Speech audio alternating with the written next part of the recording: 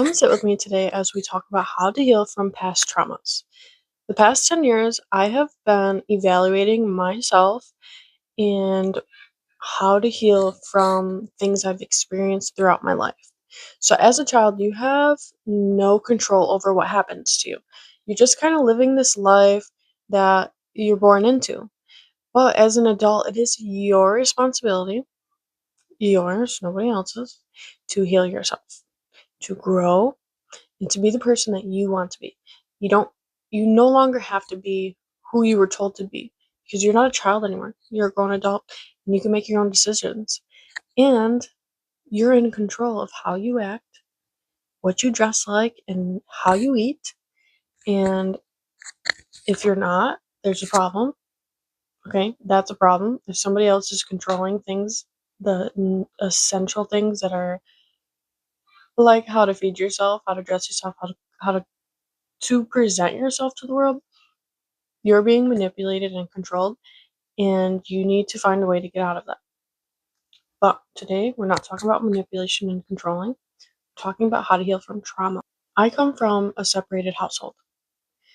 My dad, a man, makes more money than a woman. So at my dad's house, I had everything I could ever want or need. And then you go to my mom's house, and she provided the best she could for us. We just had the essentials with a little bit of extra. But I will say I had a lot more fun with my mom because she made it happen with nothing. And honestly, when you experience that in life, it's more fun because everyone thinks like you need all of this type of money, all these types of resources to have fun when there's so much free fun out there waiting for you to experience it. I come from a unique background. I come from like a middle life. I know what it's like to have everything you want and could need and could think of about having, and then add on more. And then I also understand what it is like to work hard for just the necessities. And so I have this rare balance act going on that I don't really see too many other people. Because usually when you grow up and as an adult, you become obsessed with buying, buying, buying, buying, having, getting. And you're falling into the trap of a consumer trap where you're just constantly working for things. You're working to have things rather than the things you have working for you. What's the difference? Different video conversation.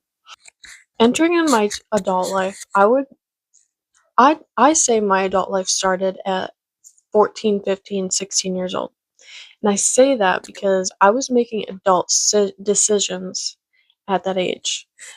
I was a teen pregnant mom, and I was humiliated. I was the talk of the town. Everyone degraded my name, and it hurt. It did. But I honestly really appreciate that portion of my life because now, as an adult, it doesn't matter what anybody says, thinks, or expresses about me because I am me. And that's like, you can't change me. I can change me. I can change how I see myself, but nobody else can do that. I no longer give that power to anybody. That power is mine to hold. And it can be yours too. You just have to decide that it's yours. And so I was a teen pregnant mom. My baby passed away. And I was devastated, obviously. I was absolutely devastated. Having to bury a child is the biggest pain I've ever felt in my whole life. Rather than getting ready to welcome a life, I was getting ready to say goodbye to a life while still growing it in my belly.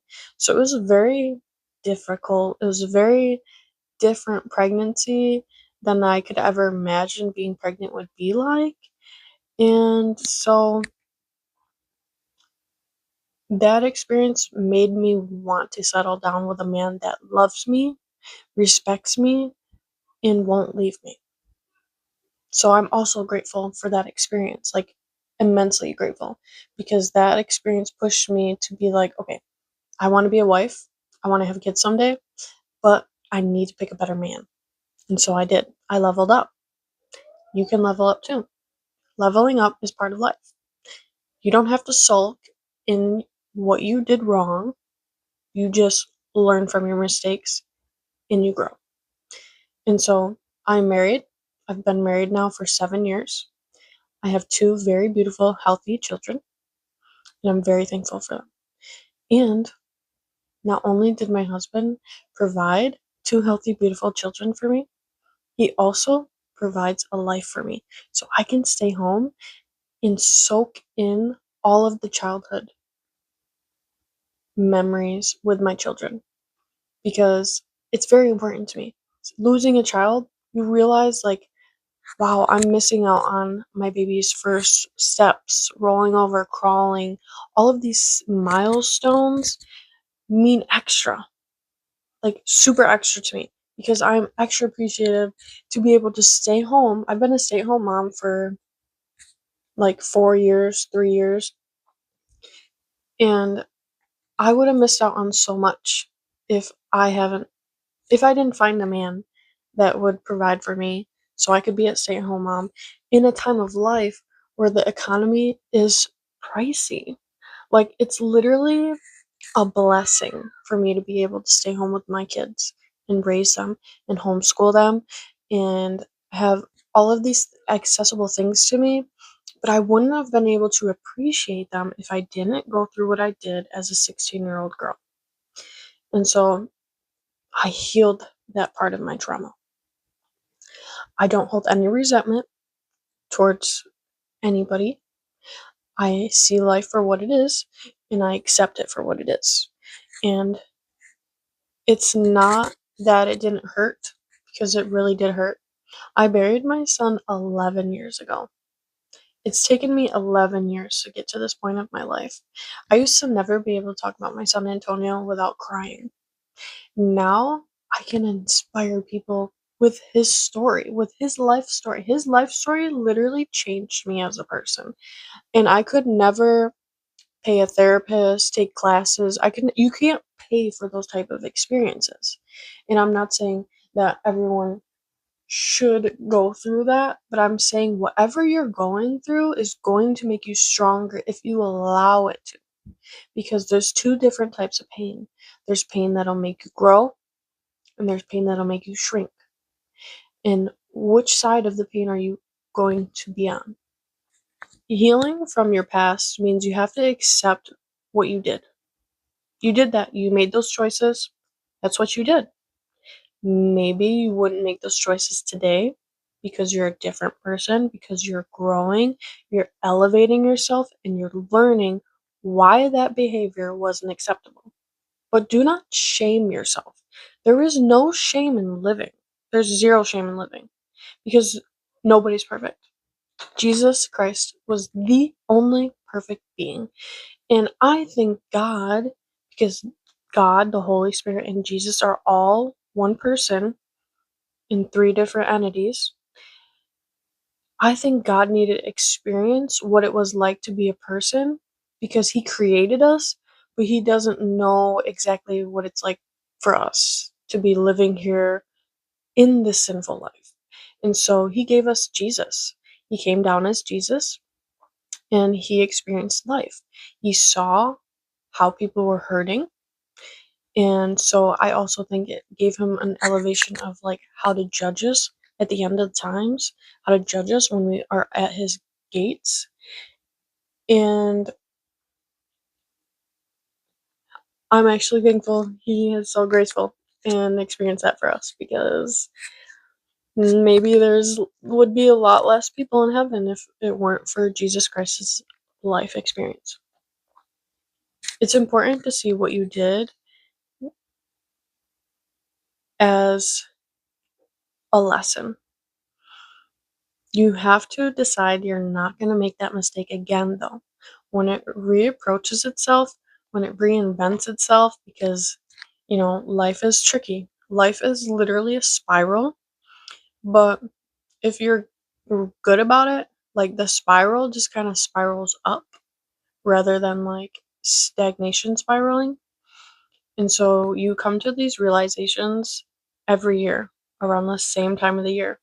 They just re-represent themselves, and it's your job to make sure your mind is more mature to see through the lesson, to see why that had to happen, to see what you had to learn and how you grew from that, not to make yourself feel bad about making that decision, because everything we do in this life affects other people.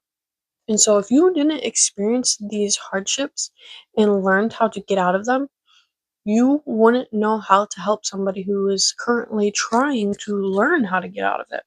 And so that's why I think we go through hardships, because also heaven is a place of eternal happiness. And so how are you supposed to be grateful for that if your life is so easy? You know, if your earthly life is so easy, you wouldn't be able to appreciate the eternal happiness and peaceful life God is going to offer you if you do your part on this earth correctly. And so if you use your pain to drag others down, that's not right. Also, if you use your pain to make others feel sorry for you,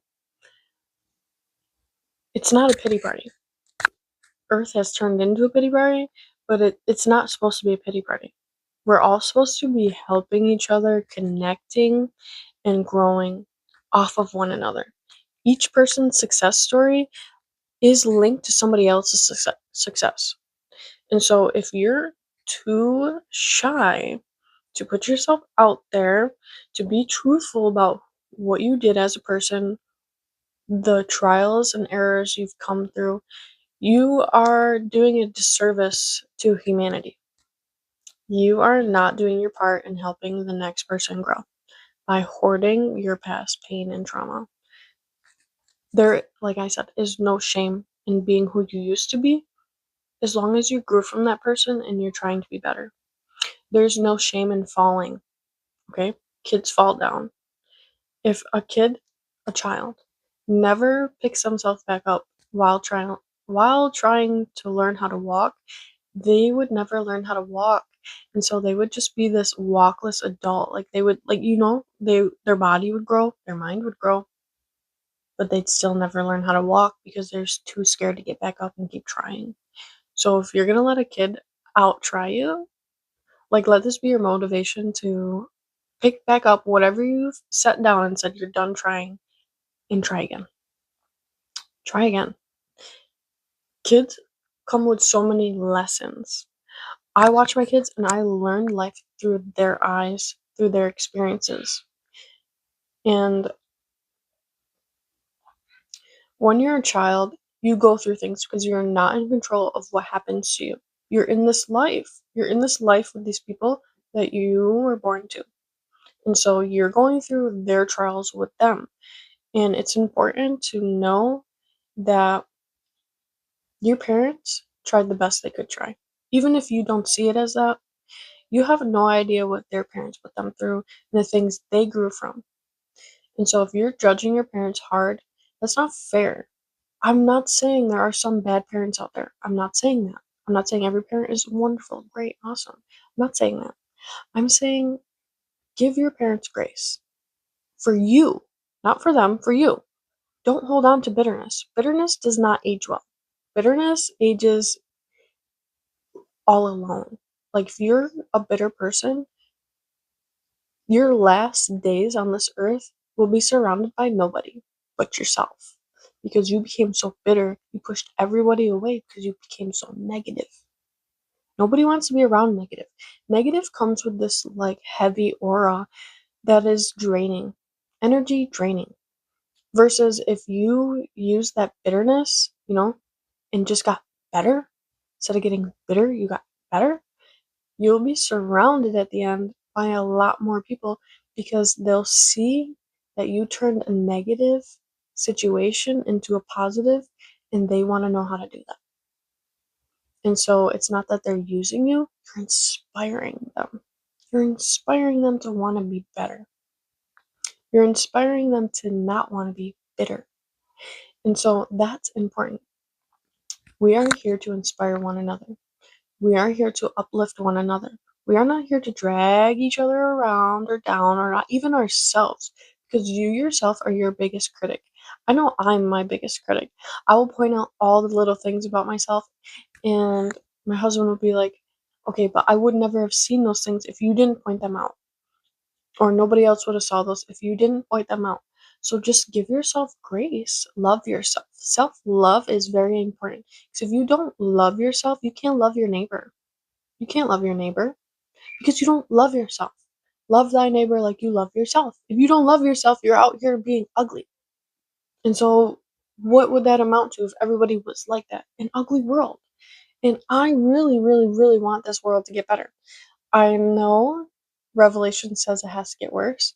I just want my kids to grow into an, a world that is healing. And so, there's still going to be bad things that happen. But if we learn how to come together and help one another and look past our drama as a life sentence rather and just see it for a situation to grow from, I think there'd be a lot more inspiring adults. There would be a lot less negative comments towards each other, and we would know how to love one another because we've learned to show ourselves grace through the hardships, and then we would know how to show another person grace through their hardships, because life is not perfect. Life is not easy. Life is extremely hard. You're going to face hardships. You're going to face things that you do not want to conquer, but if you don't conquer them, they're going to conquer you. And so rather than life conquering you, I want to be here to uplift you and tell you that you can climb the mountain of life. And if you don't like the view from the top, take it in, climb down, pick a new mountain.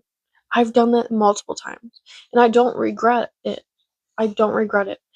All of the experiences I felt in my life had made me to the person I am today. If I didn't go through all of the things I did, I wouldn't know how to be inspiring to somebody who's currently going through hardships. Does that mean my life is perfect right now? Absolutely not. Oh no, I'm going through so many things right now, but I am just accepting them for what they are, for how they're going to grow me, and I'm learning how to just transform through it. And you can too. It all comes from your mind. What are you filling your mind with? Are you self reflecting? Every birthday, I like to go through my notebooks.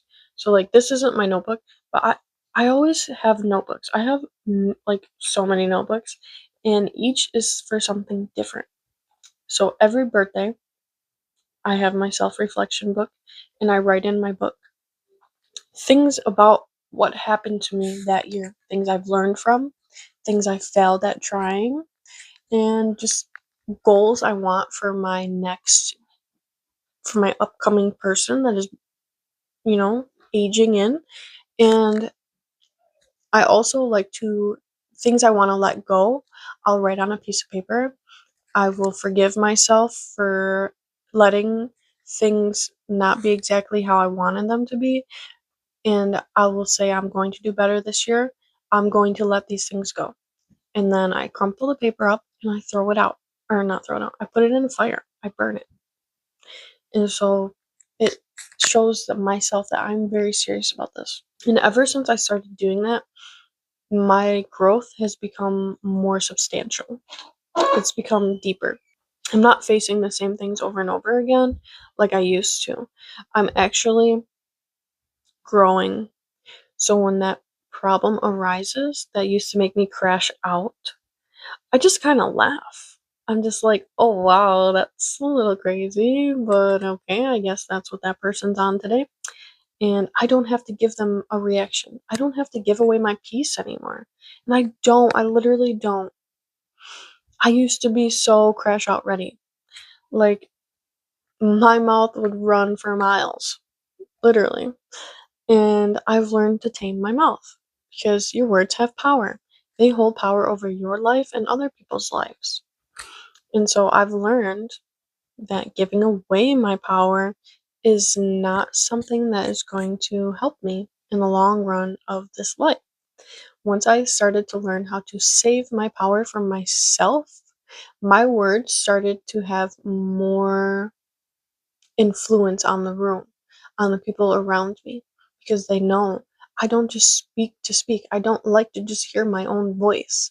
If I say something, it's because it comes from a place of growth and comes from a place of genuality, that I am literally speaking the truth of growth and abundance and peace and mercy.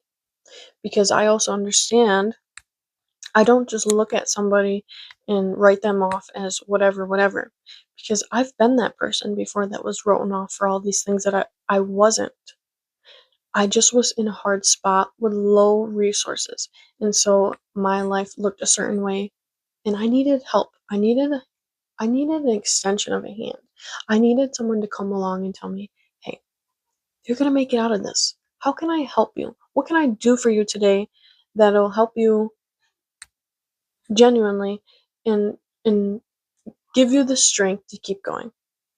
And at first, I was kind of like, it was hard for me to accept help, because in the past, help has been offered to me and thrown in my face. Like, oh, I did this for you, now you owe me this. Versus just like person genuinely helping you. Everybody has a secret cost, is what I used to think. And so I would never take any help, and I would give away so much. And that resulted in my life badly. Like, I lost everything. Literally everything. I let people sit at my table and eat meals with me that did not deserve a seat or a plate, a fork, or food. But I thought I was doing myself a service by being nice to others, when really I was letting myself being treated like a doormat.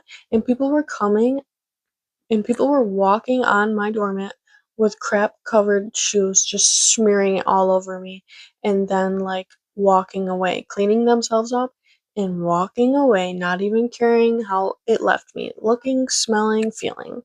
And so I've started to learn that I need to have boundaries, and you need to establish boundaries in your life, because otherwise you're going to be a doormat, and people are going to walk all over you with their poop covered shoes. And that is disgusting, right? Do you want to be that kind of doormat? No, you don't. So you have to hold boundaries. You are not a bad person for holding boundaries. Because I used to think, I'm a bad person. I don't like to say no. I used to have these really bad people pleasing skills, because as a kid, I grew up and I programmed myself that I needed to establish an environment that was healthy for my whoever, so everybody was happy. And so I took on a lot of baggage as a child, because I understood the adult dynamics of life. And so as a child like that, when your eyes are so open, you tend to carry that baggage of trying to be the peacemaker, trying to people please everybody, and it's impossible to make everybody happy at the end of the day. And that's what I learned as an adult. You can't make absolutely everybody happy all the time. And so I learned that it's my job to make sure I'm happy, to make sure I'm fed, to make sure I'm clean, to make sure I have what I need. And now as a mother, when I go without, it used to be, well, I just suffer. No, now my kids are going to suffer if I keep letting myself go without, giving away too much. And so I toned it back. Do I still help people? Yes. I'm just more selective now.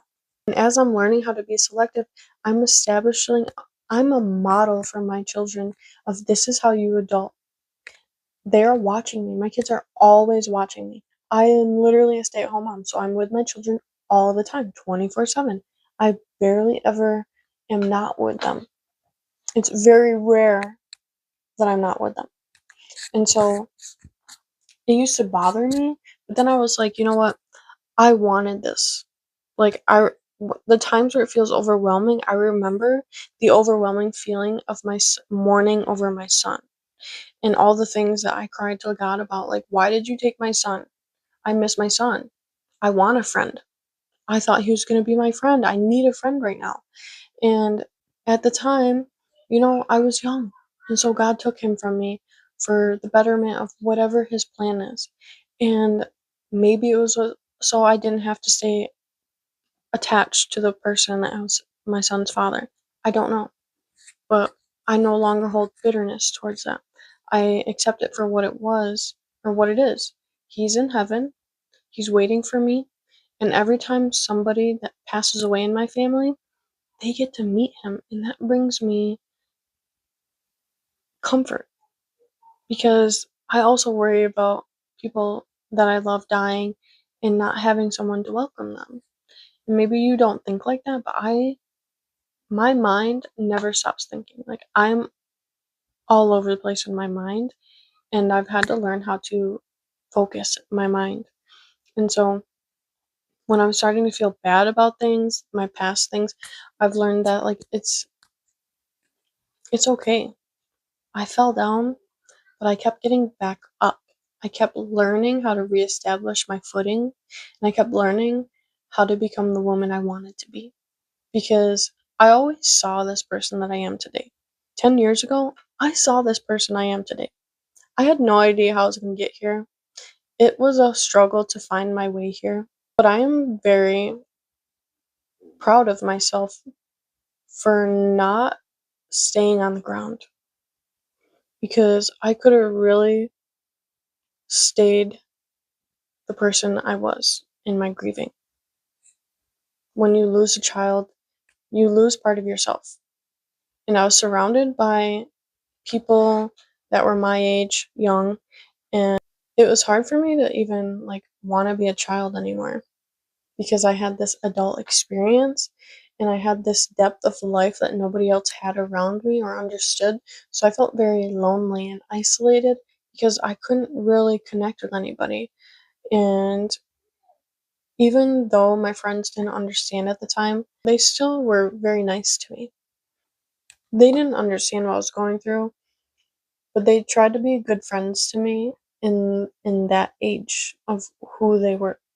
And I really at first I used to be like I guess bitter about it because when you're grieving, it comes in different emotional waves. And so when the angry phase hit me, I hated everybody in my mind. I hated everybody, but I didn't really show it on the outside because deep down I knew it wasn't them, it was me, and it was my grief that was giving me all of these thoughts and feelings. So I learned to not mask myself, but I've learned to not project myself onto others. And it's very important to learn how not to project yourself onto others because it's not a good feeling for other people. And once you start self projecting onto others, nobody wants to be around you anymore because you're making them feel some type of way. And once you start making feeling people feel some type of way, that's what's gonna make them not want to be around you anymore. And so, without even knowing that I was trying not to self project on people, like it's so funny to understand life without even knowing what you understand. Like I understand so many things, but it takes me years later to understand why I understood that. And it's just a funny feeling. And that's why life has to circle back so you can have a deeper understanding of what it is you did, what it is you went through, what it is how you grew from it. And so you can heal from your past traumas. You can become a different person. There was one part of my grief where I just became like addicted to pills and partying and just numbing myself. And if I stayed in that numbing phase, I would have never reached this person I am today. I would not look like this. I would look weathered out because that's what numbing yourself results to and ages you faster because you're putting your body through all of these. You're traumatizing your body. Your body is a chemical being, it needs the proper things put inside it. And so when you consume alcohol and all these things, your liver is working extra hard. And so that's why you'll see people that are alcoholics overweight because their body isn't processing correctly because it's trying to make up for all the alcohol consumption, and so they become fat. And that's just your body's response to how you're responding to your trauma. And so you have to learn about your trauma. Like, that's the first place I would start. I would learn about this trauma. I would listen to podcasts that talk about what you're going through. I would try to find books to read, something that you enjoy doing, and try to find it a resource in what you enjoy doing as an outlet to help you understand what's going on. Because you could be gaslit into thinking your reality is wrong. And that's why journaling is very important. Because if you journal, like what's actually happening to you, and you go back and you read it, you are in control of what your reality actually is. Because you can be tricked into thinking something different. That's what gaslighting is. Gaslighting is trying to trick you into thinking the reality of what's happening to you is not that, and it's the person that's gaslighting you's reality. Whatever they're trying to feed you, that's what they want you to think. And if you don't have the resources like journaling, you'll fall into that trap of being gaslit into thinking your reality is something different. And so I've always journaled because I wanted to be in control of my reality. I wanted to keep track of what my feelings, because I am truthful to myself. I would not just write down stuff to write it down. Like when I journal, I'm emptying out my heart. All the good, all the bad, all the ugly, everything. And I'm putting it on a piece of paper. And when you do that, it also, because I've gone through things that people around me haven't experienced, so I never really had anybody to talk to. I've had to like self growth from myself, and so I would go back in my journals like years later because I keep everything, and I would read that and I'd be like, wow, I was really sad. Like, I was really going through it that day. But look at me today. I'm like, I made it out. I made it out of that sorrow. I made it out of that hole, you know? And I've been climbing ever since. And so it also gives you a sense of power, because when you help yourself in such a way like that, nobody can take away from you. Like, nobody can manipulate you into thinking anything else other than what you want to think. They can try, they can push these words on you, but you learn how to deflect those. Like, you can't control what people say, but you can control how it affects you. And so I've just learned that, like, people express themselves just like I express myself, and that's it. Like, everyone's allowed to express themselves, but it's my job to filter out what I want to take in.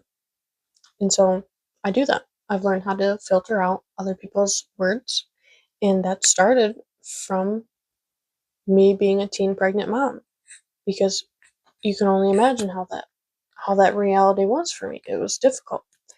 And so I also learned that people can flip however which way they want. I was talked badly about, and then when my son died, everyone showed me pity, and I didn't like that. And so you won't see me pity you because I hated being pitied. Like, it was a disgusting feeling for me. Like, how can you talk so dirty about me and then be all up in my face like, oh, I'm so sorry? Like, it was weird for me. I didn't understand that because I'm not that type of person. And again, I understand everybody was young, and maybe if it happened when we were different ages, it would have been different. But that was the reality. So it's important not to hold an opinion on other people, because people change, just like you and we change. And although they express themselves a certain type of way back then, maybe they don't feel that way anymore. Or it doesn't matter. Like, it really doesn't. The ultimate judgment you should worry about is if Jesus is going to let you in the gates of heaven. And so I have a son I need to go in heaven and experience. I need to learn about my son. I want to live eternity with him. So I try my best to be a good person. I really do. I try my best. My son's death is what's given me what my son's death is what has given me the strength to want to be a good person, honestly, because I need to make it into heaven. I need to make it into heaven. I need to. I'll be so mad at myself if I let all the bitterness of this world keep me from eternity with my son. Like, I'll hate myself for eternity rather than enjoying the rest of my eternity. And so, healing from your past trauma is going to take a while. It's going to, it comes in waves. Sometimes when you go through past traumas, like you have to face it face on, and it's going to hurt, especially if you've been pretending like it didn't happen.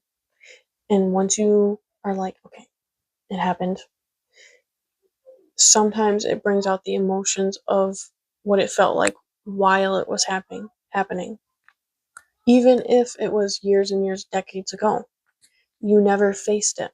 And so facing it is going to feel like it just happened.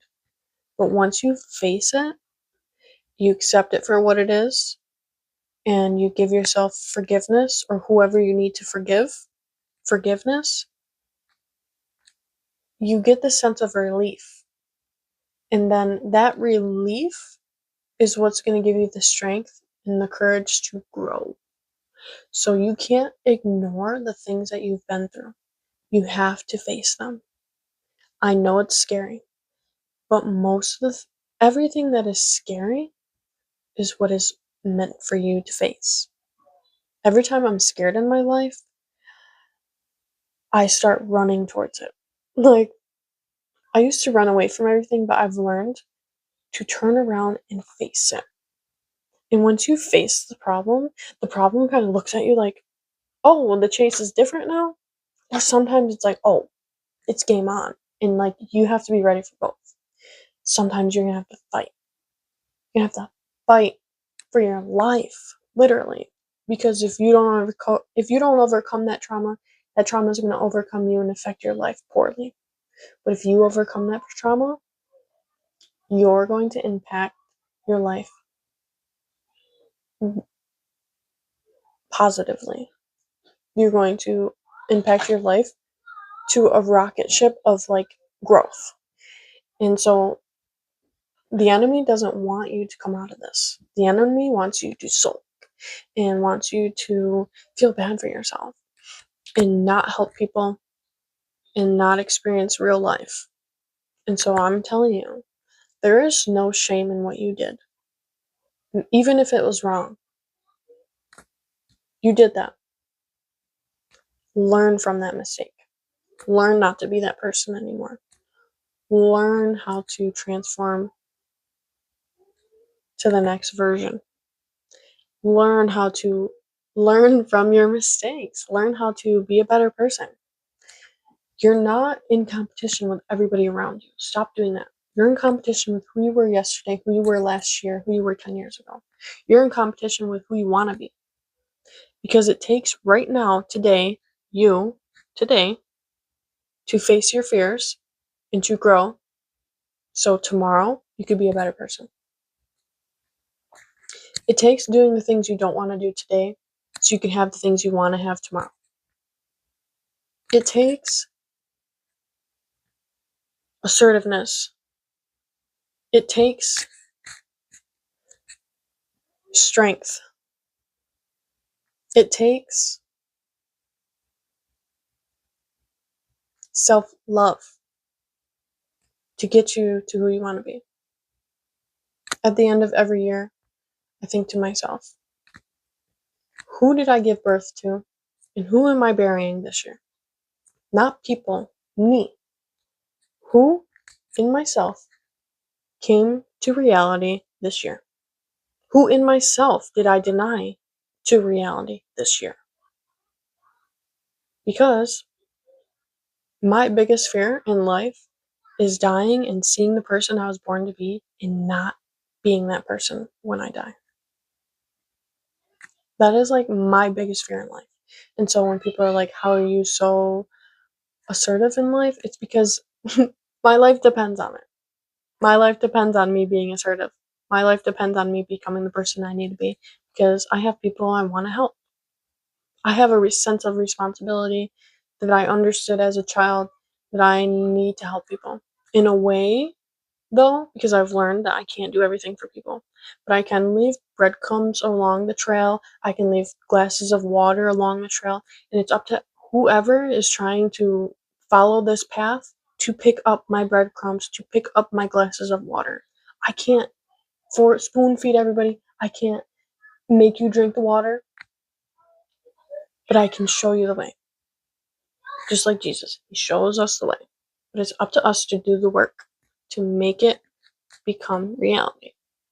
So, if you're feeling bad about your past experiences in life or your past choices, or maybe you did something yesterday you're not even proud of, like it doesn't have to be something that happened years ago. It could have happened yesterday, and you're not proud of that. Just do better. Give yourself better. Show yourself mercy and grace, and show up for yourself in better ways. My whole objective is to show people how to stewardship their peace, their life, their talents, their time, and I want to see everybody become their best self. If any of my words resonate with you, help grow my page like I'm helping grow you. Give me a like, give me a follow, give me a comment. What about this video was your favorite? Or you don't have to. It doesn't hurt my feelings either way. But it would help me help other people like I'm helping you if you did that. I hope this video touches your heart. I hope this video helps you accept the things you've done in the past that you're not proud of, but it gives you the strength to pick up and keep going. Because you're worthy of a better life. You really are.